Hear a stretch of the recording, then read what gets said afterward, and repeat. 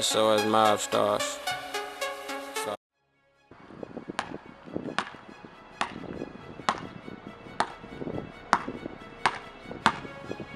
How y'all doing? It's Edward Johnson. In this episode 2 of Heart of a Hooper, I'm going to take y'all on another day in the life with me in the gym, getting it in, just trying to be successful. Follow me.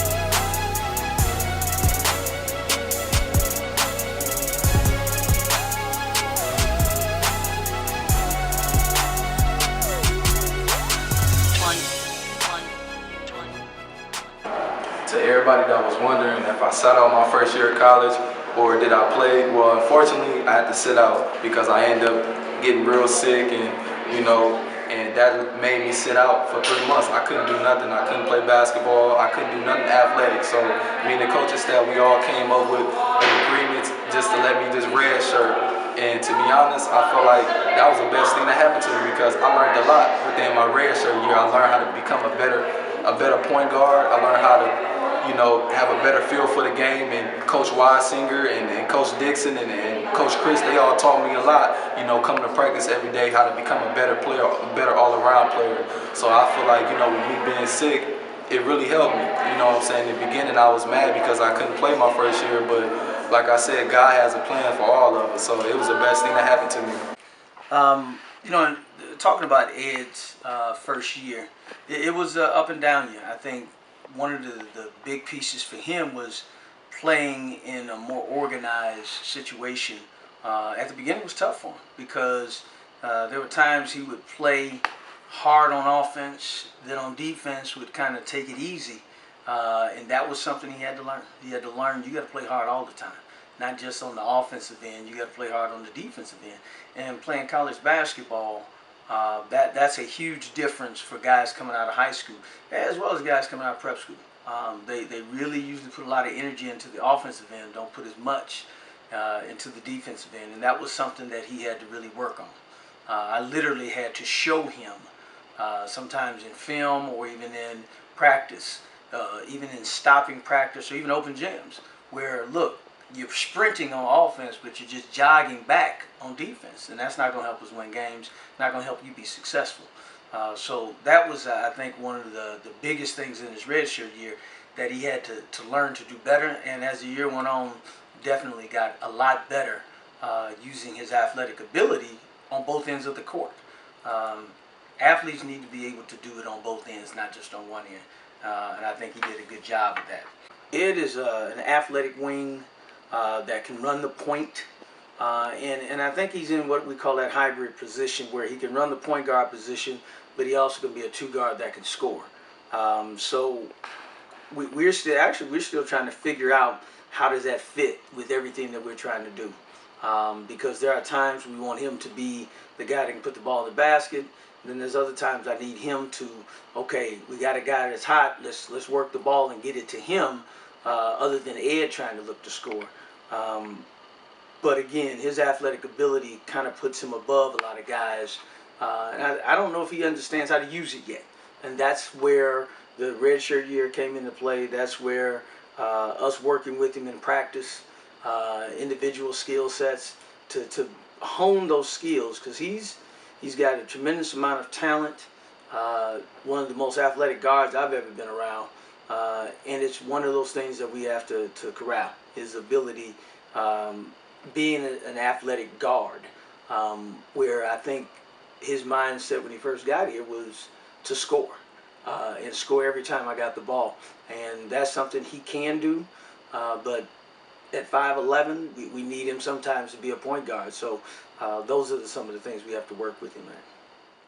When you ask the question of, what does he need to work on, one of the big things with Ed has been, I think he feels somebody that may try to challenge his manhood, and it's such a simple thing on the court where someone feels like they've been disrespected. And I've always told my guys, I tell anybody that plays for me, you always defend yourself.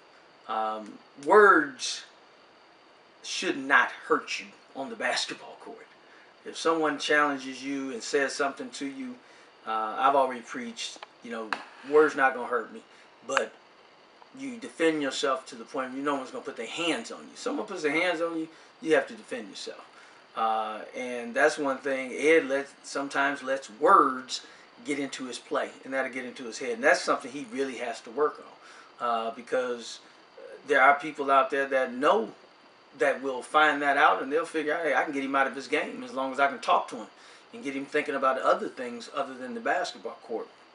And especially if someone challenges you and your manhood about what you're doing on the court, you have to have a tougher mental aspect to the basketball game. That's something that Ed has to do a lot better job at.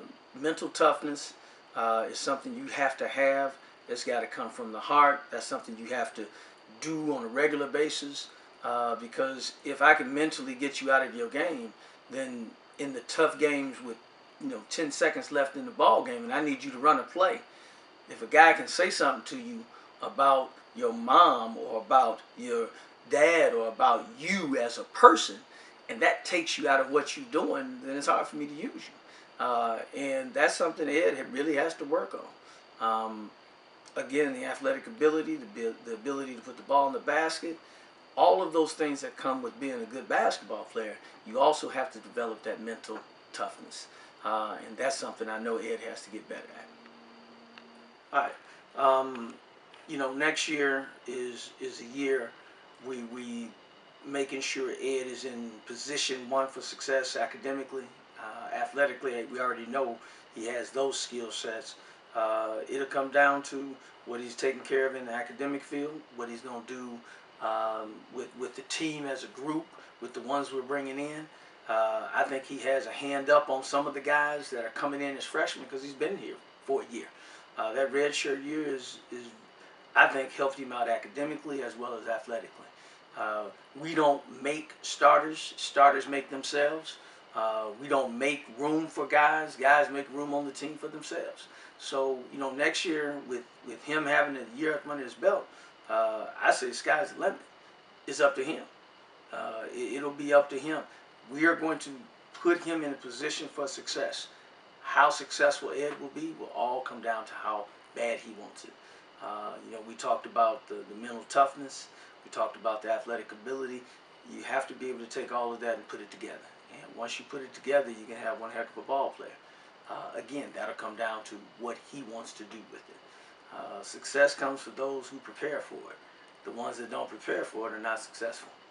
And I think he's in position for success right now.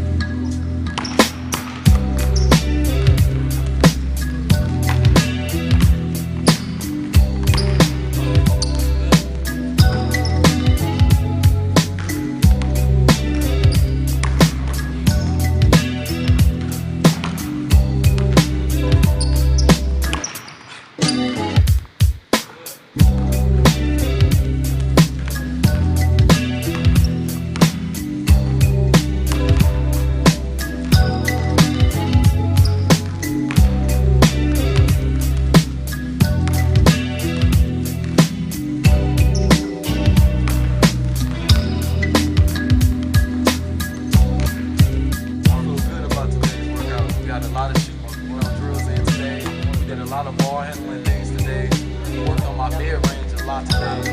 And we even got in the post today to work on my post game. Did a lot of fadeaway jumpers today. Now, with that being said, we're going to finish up in the weight room. I'm going to, do some things on the Vertimax and just work on my lower body today to be more explosive and things like that.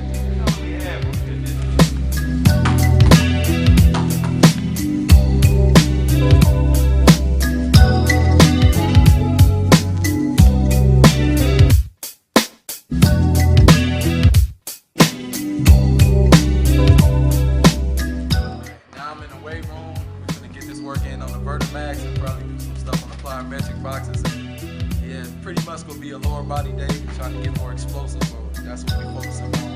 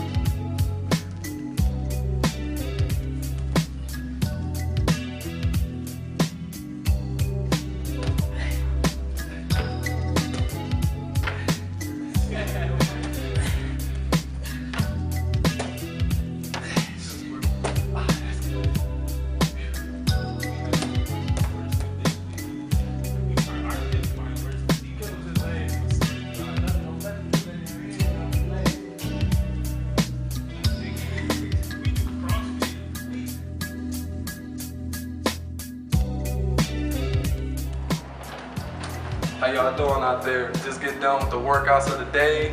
You know what I'm saying? We did a lot of stuff on the court drills. We did a lot of stuff in the weight room. Y'all seen a lot of stuff I did, as far as lower body stuff, being more explosive and things like that. Thank you to everybody that supported me in my first episode. And I want to give another big shout out to my family that came out and supported me, and that was in my first episode. And I just want everybody to stay tuned because there are many more to come of Edward Johnson, Heart of a Hooper. I'm gone. Gotta keep pressing.